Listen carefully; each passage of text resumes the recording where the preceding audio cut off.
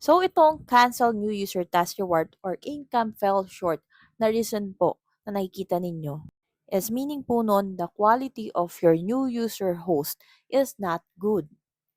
Hindi maayos yung signal niya, wala siyang communication with her viewers, her surroundings is not okay, tapos wala siyang focus sa live niya, lightning niya, hindi maganda yung setup niya. So, kapag ganun po na naka-receive siya ng ganun, cancel yung New User Task Reward po natin. Yung mga iba nagtatanong, ma'am, pwede po bang bumalik po ito? Siyempre hindi. Once na na-cancel po ang New User Task Reward, hindi na po ito babalik.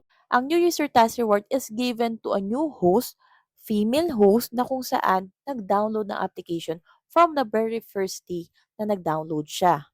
Tapos, magra-run po to for 7 days na kung saan meron siyang 10K per hour for 2 hours per day and kung sakali man po na matapos niya po talaga ito, ay meron siya makukuha na 140K points. Bukod pa doon, yung party life task niya at iba pang other missions po.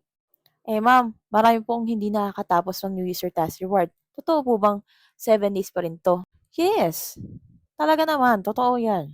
Kasi meron akong pinsan nandito na nagpo-popo live din po, eh, nakatapos siya ng 7 days. Kung yung pinsan ko nga nakatapos ng 7 days, bakit yung sa'yo hindi nakatapos? 'Di ba? Tanungin mo yung sarili mo. Ano ba ang kulang sa'yo? Kung matigas ba talaga ang ulo mo? Minsan kasi yung iba kapag sinabihan mo ng tama or proper way to do life, hindi sila nakikinig. May sarili silang desisyon sa buhay nila. Yung iba naman akala nila, "Ma'am, kasi nakatutok naman siya sa camera niya." Importante bang nakatutok lang po? Kailangan ba nakatitig lang? Hindi kayo kakausap ng viewers ninyo? As much as possible, be entertainer on your live. Be a host. Kapag may pumasok sa live ninyo, entertain nyo, kausapin ninyo. And then gumamit kayo ng cellphone holder. Ang alog-alog kapag hawak-hawak niyo lang yung phone ninyo. Or kung wala kayong cellphone holder, ilagay niyo yung phone ninyo sa lugar na hindi niyo nahawakan. So, yun po yung mga reasons and kung sakali man po na bumalik yung task reward ninyo, syempre hindi na yung 10K, magiging ordinary task reward na po ito. At kung gusto niyo pataasin po to, kailangan makakuha kayo ng gift worth of 150K. Meron namang iba nagsasabi, "Ma'am, wala po akong new user task reward."